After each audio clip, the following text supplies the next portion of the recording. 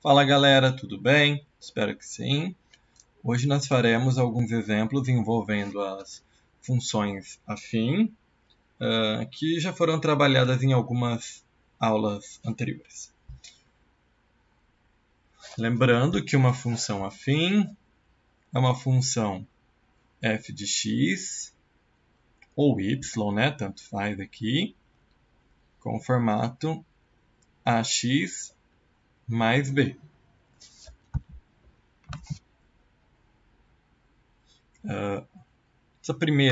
Esse primeiro exercício, eu peço para vocês calcularem o gráfico da função y igual a menos 2x mais 3. Então, a primeira coisa que eu vou fazer aqui com vocês é montar o plano cartesiano. Vocês vão montar com régua aí no caderno de vocês, tá? Vou fazer pretinho. E vocês vão montar com régua e dando espaço de 1 em 1 centímetro, porque assim o gráfico fica bonitinho, vocês vão conseguir enxergar o comportamento, o que realmente acontece, tá bom? Então vamos lá. A gente tem um eixo na vertical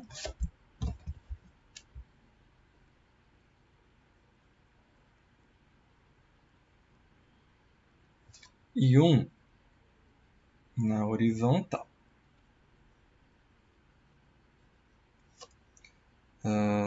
Para quem não lembra, na horizontal a gente tem o eixo x, na vertical o eixo y.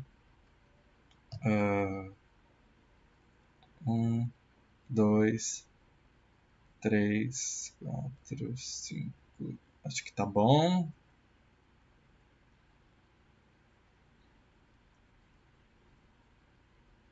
Tá bom aqui também.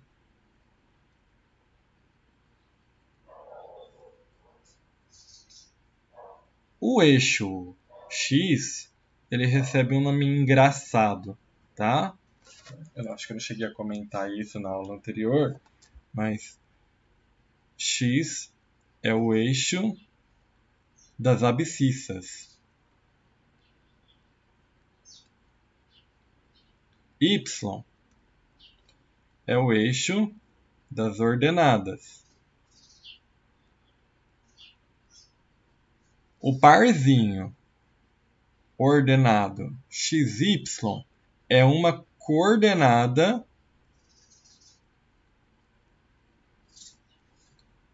de um ponto. Na verdade, não é uma coordenada de um ponto, é a coordenada do ponto, né? Vamos arrumar isso aqui.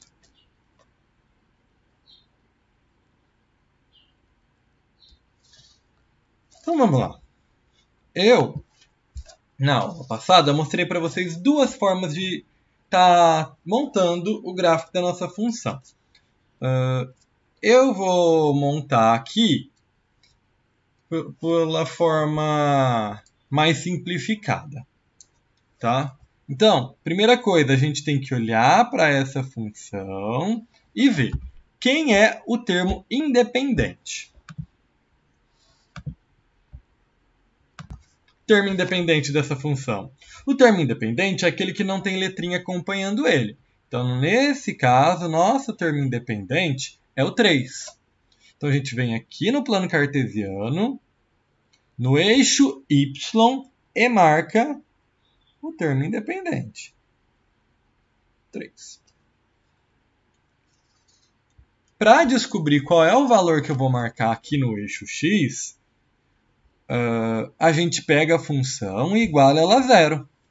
Menos 2x mais 3 igual a zero. O 3 está positivo, muda de lado negativo. O menos 2 está multiplicando, muda de lado dividindo. Menos com menos dá mais. 3 dividido por 2 dá 1,5. Eu geralmente não faço essa conta, mas eu vou fazer para vocês. Então aqui, 1,5 vai estar aqui, entre o 1 e o 2. Lembrando que aqui o encontro do eixo x com o eixo y, a gente tem a origem, que é o ponto 0, 0, 0 para x, 0 para y. À direita do x, desse encontro, no eixo x, nós temos os valores positivos. À esquerda desse encontro, nós temos os valores negativos de x. Então, é como se fosse assim, ó. Aqui é o 0. Aqui é o 1. Aqui o 2. Aqui o 3. O 4. O 5. O 6. Aqui o menos 1. O menos 2. O menos 3. O menos 4. 1, 2, 3. Aqui para cima e para baixo, menos 1. Menos 2. Menos 3 e assim sucessivamente. Tá bom? Certo. Agora, o que é que a gente faz então? O gráfico da nossa função ele passa por esses dois pontos. Então, basta que a gente, com a régua, no caso de vocês, ligue esses dois pontos. Fica com uma coisa assim.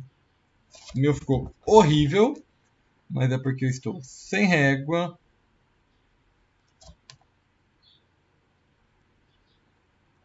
Opa. E aí, gente, essa reta é uma reta infinita, tá? Então, vocês deixam assim meio indicado, mostrando que continua lá indo para cima e para baixo também, só para a gente, tipo, ter uma noçãozinha de que o negócio não para ali, tá bom? Meio simplesinho, né, galera? Vamos para o nosso próximo exercício.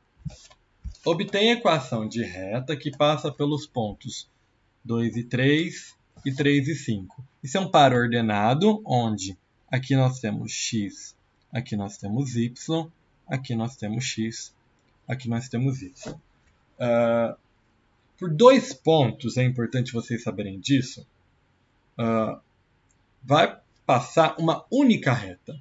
Então não tem como eu montar duas retas e essas duas retas passarem por dois pontos, tá? Como se eu tivesse assim, esse ponto e esse ponto, por exemplo. Aí, por esses dois pontos, eu tenho essa reta aqui que passa por eles. Não existe outra reta diferente dessa, com inclinação diferente dessa, que passe por esses mesmos pontos. Outra reta que passe por esses dois pontos vai ser uma reta coincidente a essa daqui. Tá bom? A gente já viu que o gráfico da função afim é uma reta.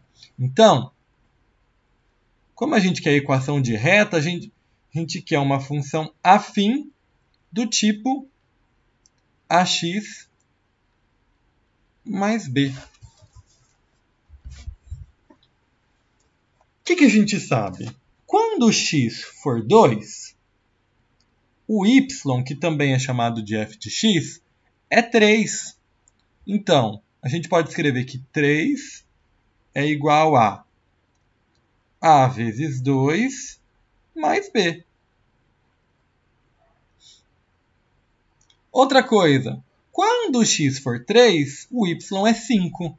Ou seja, 5 é igual a vezes 3 mais b. Só arrumar isso daqui. 2a mais b igual a 3. 3a mais b igual a 5. Nós já aprendemos lá no 8º ano e no 7º a resolver coisas desse tipo aqui. Isso é sistema linear. Então, a gente não vai precisar fazer muita coisa, não vai precisar mexer com os coeficientes, porque aqui a gente tem b, aqui a gente tem b. Só fazer uma linha menos a outra, porque com isso a gente já descobre o valor do a. 2a menos 3a é menos a. b menos b cancela. 3 menos 5 é menos 2. A letra não pode ficar negativa, a gente multiplica tudo por menos 1. Então, a é igual a 2. Falta agora nós descobrirmos o valor do B. Então, substituindo aqui A igual a 2 em qualquer uma das equações, vou substituir aqui na primeira. Nós temos que 2A mais B é igual a 3. Então, 2 vezes 2 mais B é igual a 3. 2 vezes 2 é 4, mais B igual a 3. Com isso, a gente conclui que o B é igual a 3 menos 4, logo B é igual a menos 1. Então, a gente já tem valores para A e valores para B. Então, a nossa reta vai ser, vou colocar como y, y igual a, não é ax mais b, então fica 2x menos 1. Pronto. E essa era a reta que a gente estava, que o problema estava pedindo para que a gente montasse. O exercício 3, ele dá uma tabela para a gente. A tabela foi usada na construção do gráfico de uma função do primeiro grau. Uma função afim, no caso. Responda sem que necessariamente seja preciso construir o gráfico dessa função. Então, o que o problema quer? O problema quer que a gente observe a tabela e indique os valores que ele está pedindo para a gente. Então, vamos lá. Qual é o zero ou a raiz da função? Então, quando ele pergunta isso, ele quer saber assim, quando é que o y é igual a zero?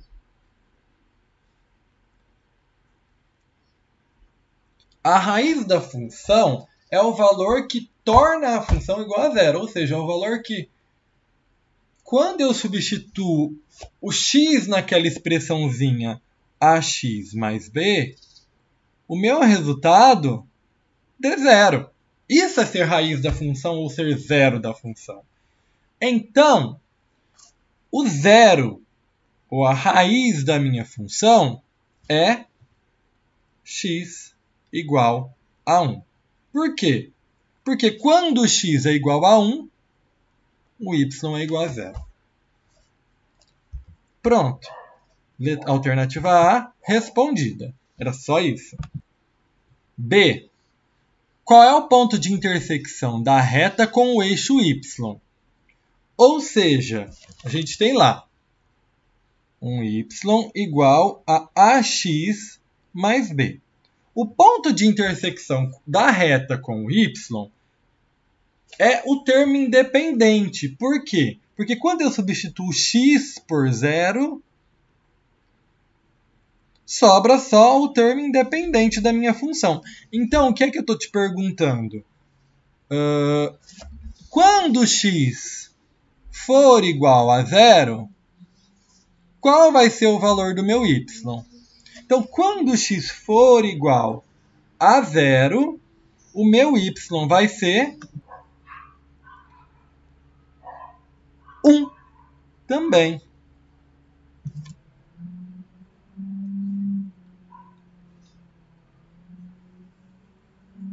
Depois o problema pergunta para a gente: qual o valor da função nos pontos f de 2 e f de menos 2? Ou seja, ele quer descobrir quando x for igual a 2, quanto que vale o y? Quando x for igual a menos 2, quanto que vale o y? Vamos lá olhar. Quando x for igual a 2, o y vale menos 1. Quando x for igual a menos 2,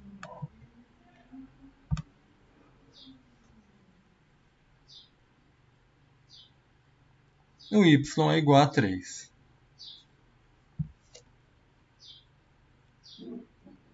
Então, esse exercício era um exercício simples, onde a gente tinha que basicamente analisar a tabela para estar resolvendo, tá bom? Por fim, chegamos aqui ao nosso último exemplo. Fala o seguinte: Marcela costuma abastecer seu carro sempre em um mesmo posto de gasolina. Nesse posto, o preço do litro de gasolina é R$ 2,48. Então, um litro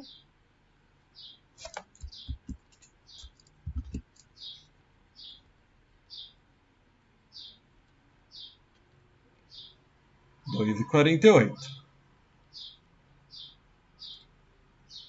Representando Y, o valor total a ser pago, e X, o número de litros de combustível, baseado nessas informações, letra A, escreva a lei da função ou fórmula matemática que representa esse gasto da Marcela. Então, a gente sabe que se ela comprar 1 litro, ela vai pagar R$ 2,48. Se ela comprar 2 litros, ela vai pagar 2 vezes R$ 2,48. Caso ela compre 3 litros, ela vai pagar 3 vezes R$ 2,48. Então, isso depende da quantidade de litros que ela está comprando. Então, se ela comprar X litros, ela vai pagar R$ 2,48, que é o preço do litro, vezes X, que é a quantidade de litros que ela comprou.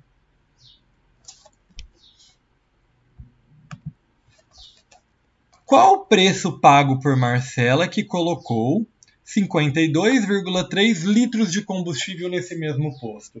Então, o problema aqui é descobrir qual é o F de 53,2.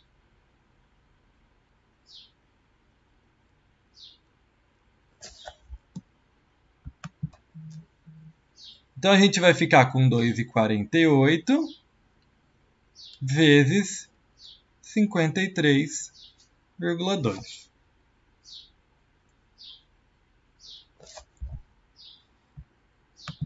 Então, galera, ó, aqui vamos fazer 53,2 vezes 2,48. 8 vezes 2 dá 16, sobe 1. 8 vezes 3, 24. Com 1, 25, vai 2. 8 vezes 5, 40. Com 2, 42. Mais 4 vezes 2 dá 8.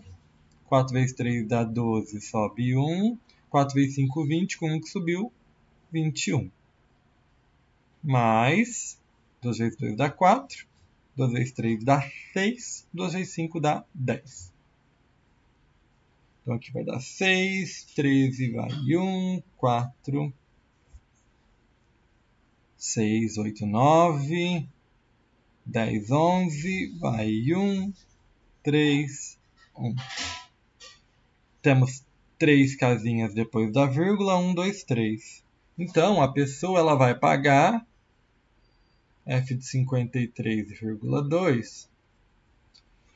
Vamos aproximar. Aproximadamente R$ 131,94. Essa primeira aula era uma aula de exercícios. Eu espero que vocês tenham entendido. E até a próxima.